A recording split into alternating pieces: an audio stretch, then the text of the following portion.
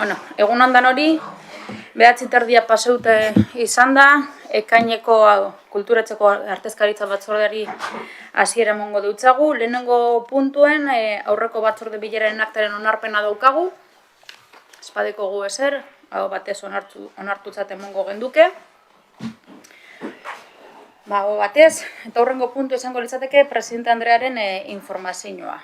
Ohiko lez, lehenengo puntuen, orain arteko programazioaren datuek dekoguz, deialdiagaz batera joan jatzuez, dera zordeko zue informazioa, eta betiko lez, aurrerapena be, deialdian be eukido zue. Ohiko programazioaz aparte, esan geinke, eta egiakasi puntu berean urrengoa be batuko dut, azkenean uztaileko programazioan nabarmenena udako festivalak. No hay traducción?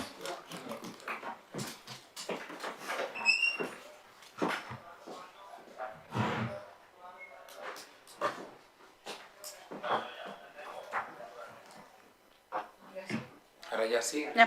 Vale. Bueno, ¿a partir de dónde sigo? Desde el principio, vale. ¿Desde la aprobación del acta también? Sí. Vale, esa la damos hecha. Pues, bueno, orduan bigarren puntu, presidente Andrearen informazioan, ohiko lez, deialdiagaz batera joan jatzue informazioa, orain arteko informazioaren datuak, eta baita be, urrengoko hileko programazioaren informazioa. Honetan, ikusten duzuen moduan, ohiko programazioaz aparte, badaukaguzala, udaldira ailegauta ohiko festivalak, ezta? Baita jasaldia, zein folklorea.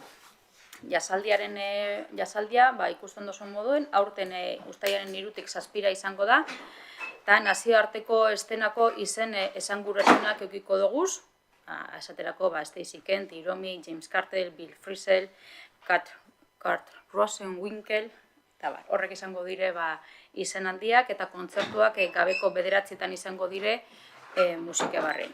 Gero, Algortako geltokian, 7etan eukiko doguz Europako jazz banden gazten lehiaketako finalistak, 4 finalistak eukiko doguz, eta gero jaialdiaren akauan jakingo dugu nor izan den irabazlea. Martxin kalean be, betiko moduan kulturare kalera ataratzeko asmotan, martxin band bat be eukiko dugu, eta ohiko lez, Pipers Tabernan jam sesionak eukiko dugu. Eta, publiko guztiei be heltzeko asmotan, ez bakarrik helduei, baizik eta familiai bideratutako publikoei guztientzako swing eukiko dugu, Swings for Kids, Algortako plazan, eguerdian, eta Noneto Fam. Eta Noneto Fam honetan, esan beharrekoa daukagu, honek SGAE fundazioak patrozinatu deuzkula, hitzarmen baten bidez, eta Noneto Fam hau musikeneko ikasleek sortutako, musikene barruan sortutako banda bat da, beraz, osta bere eukiko dugu ziklo osoa sartuta, formakuntza, sorkuntza eta exhibizioa jaialdi honetan. Musikene, goi mailako musika ikasketako zentroa gugan gure herrian eukita. Eta honen inguruan, gure baduzue aurratuko dutzuet, jake esan duan SGAE fundazioarena, SGAE fundazioagaz eukiko duguz beste ekimen 2 gehiago patrozinatuta, eurek babestuko duzuen beste 2 gehiago, eta hau izango da Garbi Losadaren Las Ciegas Hormigas irakurketa teatralizatua, bere zuzendaritzapean egingo da ekimen hau, eta gero urtarrian izango da, baina honek SGAEren bidez eukiko dugu flamenko espektakulu bat. Garbi Losada zuzentzen da, altxetan da. Bai, egingo dau irakurketa teatralizatua. Vale. Ciegas hormigas esan Ba, duzunean ez, horregatik. Ez hori da Pinilla, no? Ez hori da, Vale. obra Ramiro Pinilla da nada, Las ciegas hormigas, danok ezagutzen duguna herria. Galdera zan, aprobetxatuz ja ez gai epatu zula, ez garekin egin duzuen hitzarmen horrek zer hartzen da barruan. Hau da, aintzat hartzen da jai batzordek ordaindu behar diotena ez gaeri edo horrelako zerbait, ala hori ez dago hitzarmen horren barruan. Horretan, hau ez dago hori sartuta. Ez gaek egiten dagoena da, gure kultur programazioan, katxet batzuk bere gain hartzen dauz. Eta guk jartzen dugu teknika. Zehazteko gauza bat da esgai eta bestea da esgai fundazio. Hori da. Guk fundazioarekin egin dugu. Hori da. Sabik aitatu duztu ondo puntualizazio bat, gauza bat dela esgaeri ordaintzen jakoz horrek eskubide guztiak, zuk musikarenak aitatzen dozuzanak, guk ere gure kultur programazioa egiten dugunen ere hainbat eta hainbat ordaindu behar dutzago esgaeri, eta beste gauza bat da fundazioa. Eta orduan, bale? Bale. Eta gero, daukagun urrengo festival nagusia, nazioarteko folklore festivala izango da, aurten 39. edizioa edukiko dugu herrian, eta badakizue, oikolez hitzartu dantza taldea daukagu festival honetan, eta Elaialai kultur elkartearen bidez, eurekaz daukagune akordio bategaitik, Hungriatik eukarriko duzku Ilosbai taldea, eta gero Kazajistanetik etorriko jaku, hau erreza da, Nacional Nas.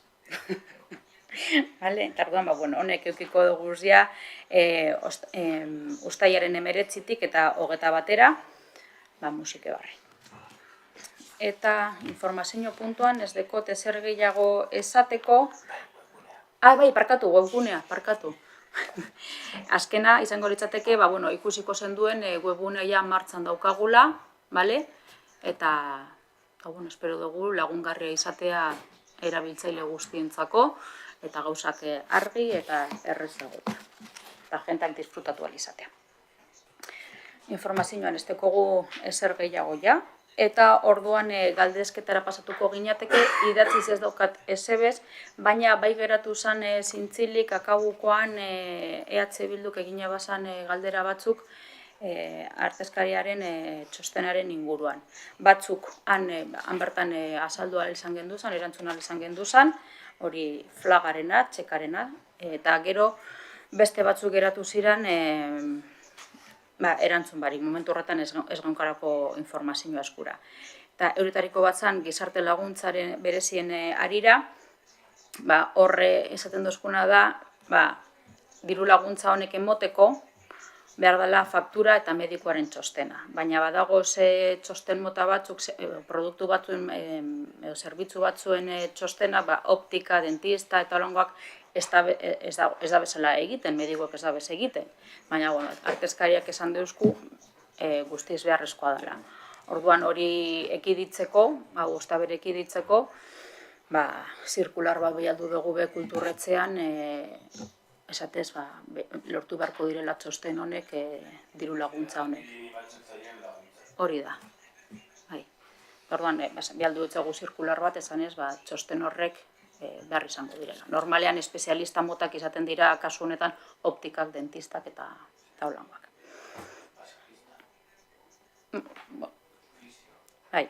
Adibidez, holangoak esan daitekez. Bi jarri doaz, adibide moduan ez doaz danak aitatuko. Gero, beste bazan, Euskaltegiko langile baten kontratazioaren inguruan, eta hau da, RPT-an daukagu jarrita zuzendaria, idazkaria eta gero gainontzeko irakasleak eta administratiboak. Zer gertatzen da, zuzendari postuan egoana, zuzendaria badakizue klaustroak erabakitzen dauela Euskaltegian, eskolatan. Zuzendari lanetan egoana, jubilatu da, kontratu relebo bat hartu dau, eta zuzendari izateri itzi deutzo, beste zuzendari bat izendatu da, klaustroak erabakita, eta kontratu relevoa hartu dau. Beraz, 150 jardunaldi hori klaseak emoten dauz, eta zuzendaritzakoa bakante geratzen zen. Honek txostenean esaten dauena da, personak kontratatu dugula, zuzendari posturako eta ez irakasle posturako. Eta orduan hori da dinoana. Eta esaten duzkuna da, txostenean hori konpondu behar dugula. Horrek ekarriko dauen izango da, RPT aldaketa bat ekarri beharko dugula ona, danak izendatu, postu guztiak irakasle bihurtuz, eta komplemento bat jarriz zuzendari eta idazkariarentzako horrek behin hautatuta dagozanean, klaustroaren bidez. Edo zuzendariaren bidez, idazkariaren kasuan. Eta orduan, hori da, konponketa da, ekarri beharko dugula RPT aldaketa bat hori konpontzeko. Lasterra ekarriko dugu segurantzean, zeia dagoeneko lantzen gagoz hori, holango obserbazioak ez daitezan agertu. Urrengoan zan, agurraren hitzarmenan emoten jakon kopuruaren arabera, zelan dagoan kalkulatuta, estimatuta, eta egiten daben lanaren inguruko eta valorazio eta estimazio bat da egiten dana, eta hor da, hori baino ez da. Azaldu egiten da eta listo. Eta azkena zan, Así-Hezkuntza, Servicios Auxiliares de Animación y Instalaciones Auxiliares de Bibliotecas en la Calle del Aula de Cultura de Getxo, hau da, lizitatzera atara zan 121 bezagaz eta adjudikatu zan 110 bezagaz. Zergaitik? Adjudikatzen zan zerbitzu mota hezkuntzaren barruan dagoanez, beza 110 da eta ez 121. Eta hori bakarrik jakin aldugu, behin proposamena jasotzerakoan, zelan planteatuta dagoan eta jakitea. Eta orduan egiten dana da, bada espada, kontingentzia maksimoagaitik, hau da, 21 eta gero adjudikatu egin zen 110. Horrek ziren daukagu zena. Idatziz daukagu ezer, baina Sabik lehen eskua altzatu... Honen inguruan, edo... Ez, barduan Sabik altzatu da lehen eskua, beraz... Sí, tenía una pregunta sobre la web, por eso había levantado la mano. La web está en marcha, pero no me ha parecido ver la newsletter para apuntarse. ¿Cuándo va a funcionar la newsletter? Pues sí está, ¿no? Sí. Te contesta Sabik, porque yo diría que sí. Vale, pues efectivamente la página web ya está en marcha, nos quedan hacer dos últimas cuestiones para que esté, digamos, terminada la fase inicial, que una es, la vamos a alojar en los servidores municipales y por tanto hay que hacer ese traslado, y segundo, hay que hacerle una integración de la agenda para que la agenda de la página web de Getxo Cultura y la agenda del ayuntamiento se actualicen a la vez. ¿Vale? A día de hoy eso no pasa, entonces hay que entrar en cada una de ellas a poner toda la información. La página web Getxo Cultura sí está integrada, por ejemplo, con CulturClick, ¿vale? Que es el mayor repositorio en estos momentos de comunicación del gobierno vasco. Entonces, cuando nosotros metemos una actividad en nuestra página web, automáticamente también sale ya en la del gobierno vasco, pero todavía no sale en la del ayuntamiento, ¿vale? Ahí estamos trabajando con informática y esperamos que suceda próximamente. Necesitamos terminar esa integración porque la newsletter lo que hace es, se alimenta de la propia agenda, ¿vale? Entonces estamos terminando una serie de cuestiones en ese aspecto y próximamente cuando la tengamos obviamente pues ya la lanzaremos, pero vamos a intentar que sea lo antes posible. De hecho, ya os digo, estamos trabajando con informática, hemos intentado alojarlo en los servidores previamente, pero por controles de seguridad y una serie de cuestiones, bueno, pues estamos todavía terminando esas labores.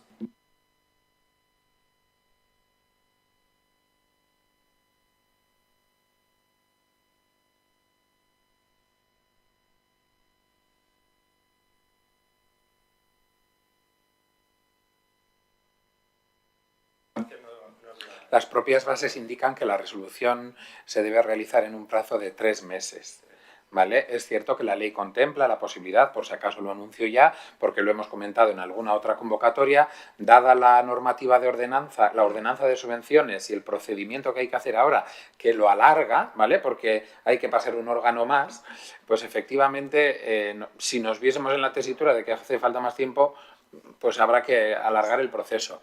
La realidad es que el 20, cuando termine el plazo, para que...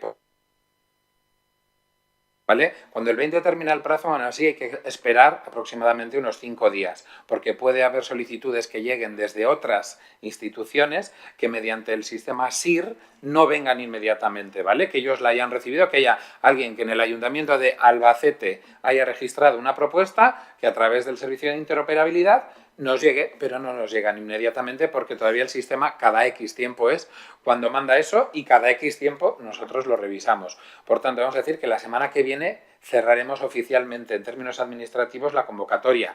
Abriremos todas las carpetas, veremos toda la documentación, si alguien no ha entregado algo bien y es subsanable, ¿vale? Pediremos la subsanación mediante notificación. Cuando abre la notificación empiezan a correr 10 días, pero hasta que no la abre no. Por lo que el tiempo se puede alargar. Cuando está todo subsanado, las carpetas que sí han pasado y que son objeto de valoración se le remiten al tribunal. Al tribunal, en base al volumen que sea, estimaremos un tiempo, ¿vale? Pues si son no sé cuántas carpetas, pues 3 semanas, si son no sé cuántas, un mes, o vamos a ver, pero se hace en base a la labor que se puede estimar más o menos que requiera ver, valorar, puntuar, ¿vale? Esas puntuaciones normalmente las solicitamos previamente para tener ya un cuadro con las valoraciones iniciales, pero luego se hace la reunión presencial del tribunal. El año pasado fue toda una jornada en la que pues, se va debatiendo cada una de las propuestas en base a los criterios y tal, se hace el acta de valoración final y en ese caso eso se manda al órgano competente, al órgano colegiado del aula para que ratifique la propuesta del tribunal. Si la ratifica, se manda a fiscalizar. Cuando se fiscaliza, por tanto, se le manda a la presidenta para que pueda hacer la resolución de notificación de los 5 premiados y nosotros esa la remitiríamos al área de participación para que pueda hacer el proceso de consulta a la ciudadanía que está recogido en las bases, ¿vale? ¿Y ese plazo previsiblemente alargable de 3 meses, en qué momento empieza a contar? Cuando en el 20 cuando se cierra, si no me equivoco, desde el 20 en el momento en el que se cierre, sí. Eso es. Vale, de acuerdo.